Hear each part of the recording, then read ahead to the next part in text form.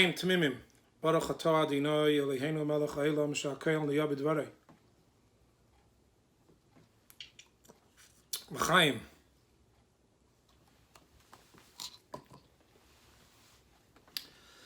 As we stand just a few hours from Yom HaBoyer and Yom HaKadosh of Yud Shevat, when you and I together will celebrate 70 years of the Rebbe's Nesius, let us take a moment to reflect and appreciate the beauty and the greatness of this historic date.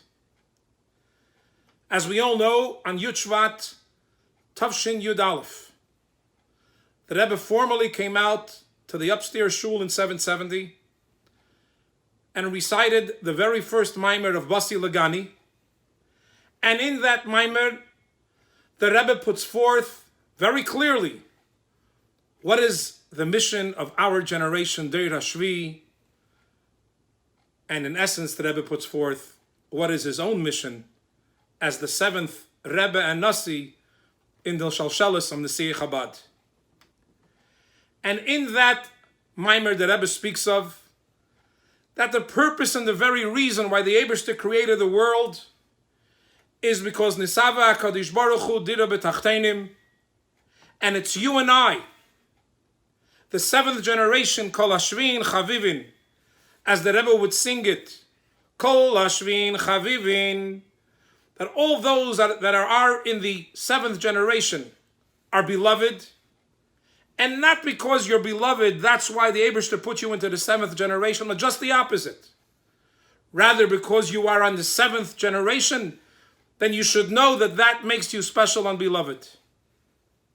And therefore the Rebbe says that we, just like Moshe Rabbeinu, after 7 hard generations from Avraham Avinu, who began to bring back the Shekhinah down here, Lamata and Elam Hazeh, and it concluded with Moshe Rabbeinu bringing down the Torah into our physical world, and Moshe was the 7th, so too us.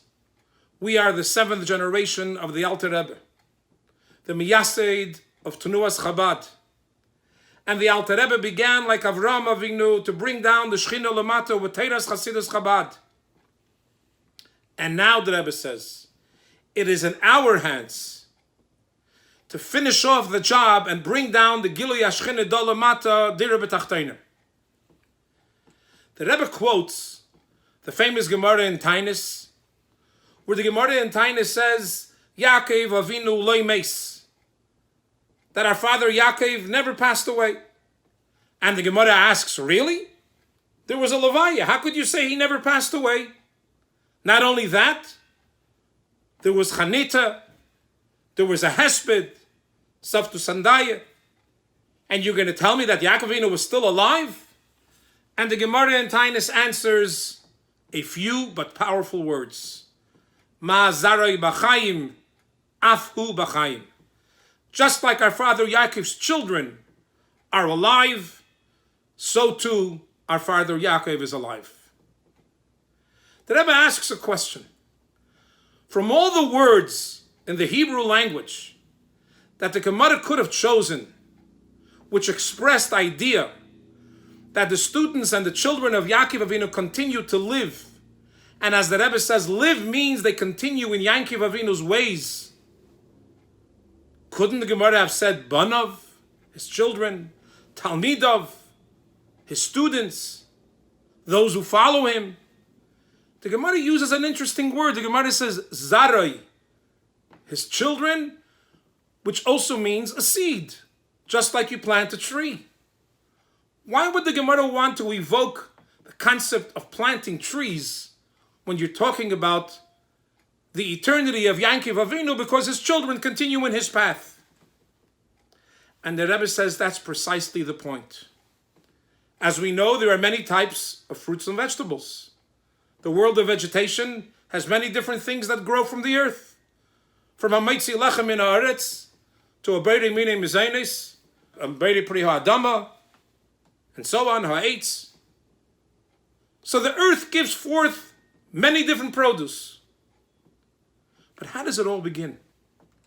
It begins with one tiny little seed that's planted. And from that little seed,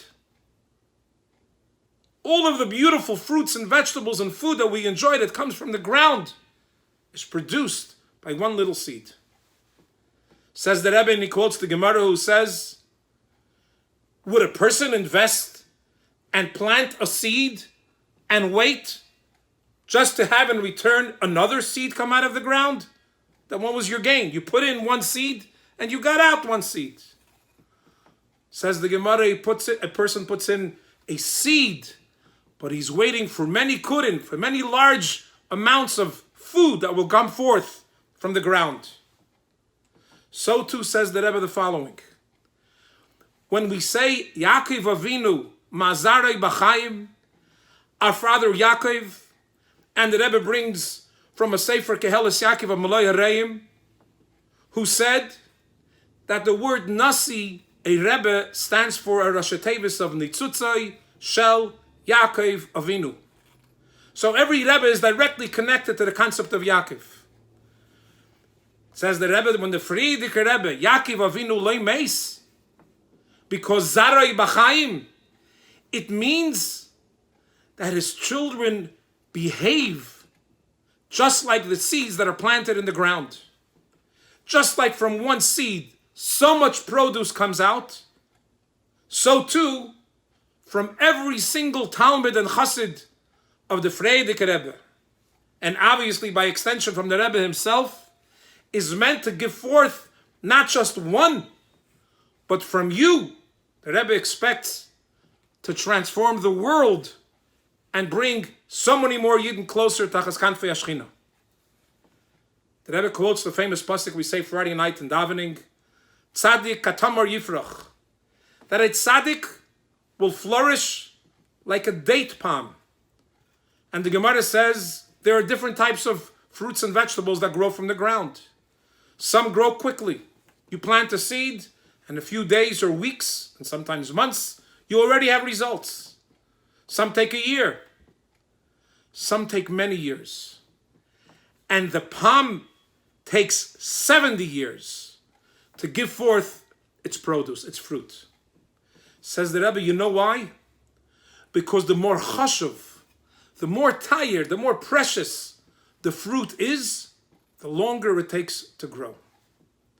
If that's the case, based on what the Rebbe explains in this Sikha of Tavshin Chav Gimel, which happens to be the year of the Rebbe's Bar Mitzvah Nesius, 13 years of the Rebbe's leadership, in 1963 when the Rebbe explained this, the Rebbe says that there is going to come a time of Talmidim that were raised 70 years after the beginning of the Nesius of the Rebbe of Tavshin Yud. And you should know, Tzadik Katamar Yifrach, it is precisely those Talmidim and those students that will be there in Shivim Shana, in the Yud Shevat. I'm adding these words, but it's obvious from the Rebbe the way the Rebbe says it. In the Yud Shevat of Tavshin Pei, 70 years after Tavshin Yud and Tavshin Yud Aleph, you should know that those are the very Talmidim that are the most chashiv of all of history. So if Kol HaShvi'im Chavivim, that in general the seventh generation is special, how much more so when you're talking about the students of Deir HaShvi, which took 70 years for them to grow up and join the Rebbe's army and be able to go out there now and make a difference and conquer the world as the Rebbe wants to bring down Dira B'Tachtenim, to bring down Hashem's presence into this world, bringing about the Isgalus of Melech HaMashiach. In Kazakhstan, which is the country where the Rebbe's father, Rebbe Yitzchak, was sent into exile and unfortunately suffered for 5 years together with the Rebbe Tzimchana, and Rebbe Yitzchak, as you know, passed away there. And he is in the city of Almaty, that's where his oil is.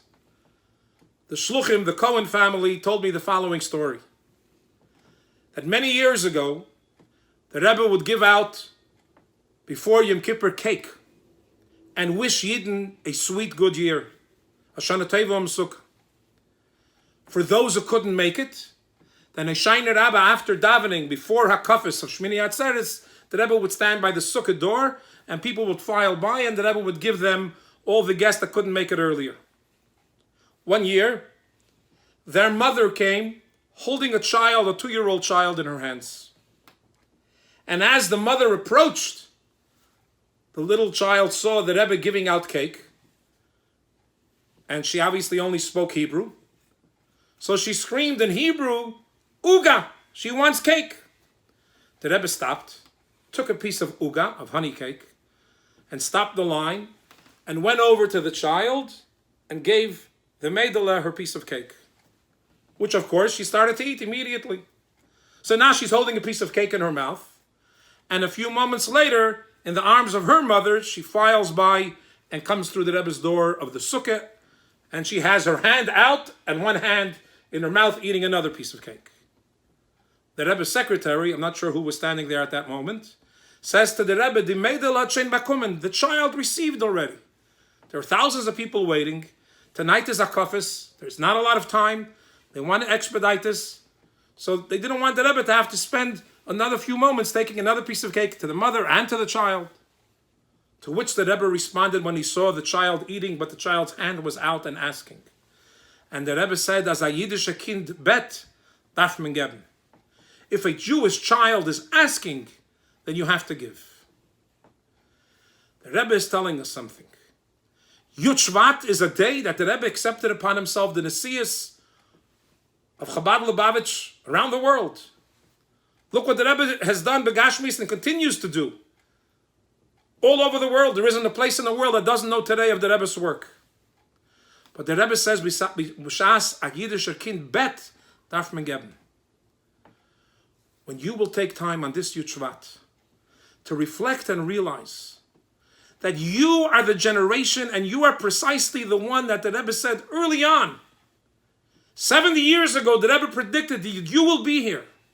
And you will be the tzaddik katamar yifrach, that 70 years later, the tzaddik will blossom like a date tree, like the palm.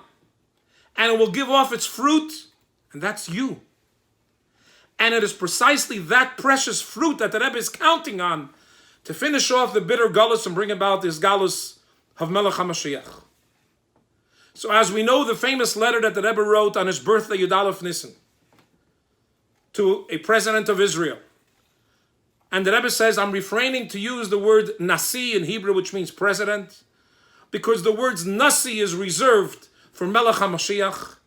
And as long as Jewish people are in pain and suffering and galus, I can't bring myself to use this word. Why not, says the Rebbe? Because from the day I started to go to Cheder in the city of Nikolaev, when the Rebbe was 4, 5, 3, I'm not sure exactly, but somewhere in that age.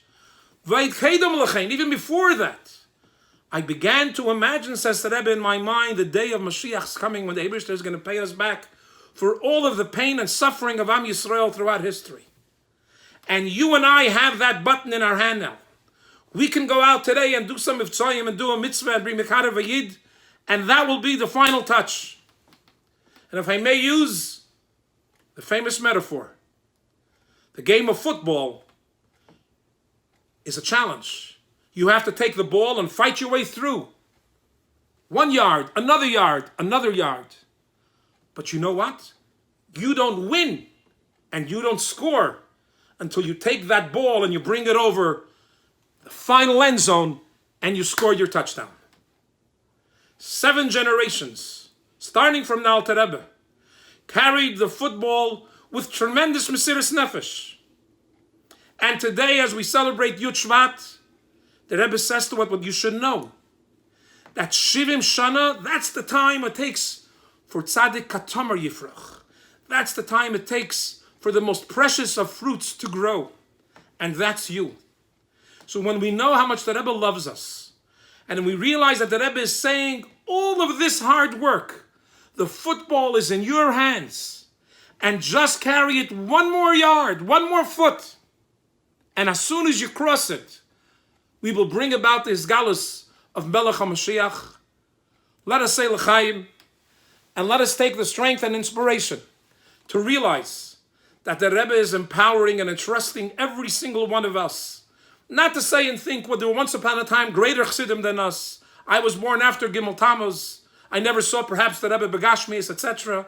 To the contrary, the Rebbe says, you were born now, You were born 70 years later after Shivim Shana of the Nesius. You should know you are the fruit that the Rebbe was waiting for.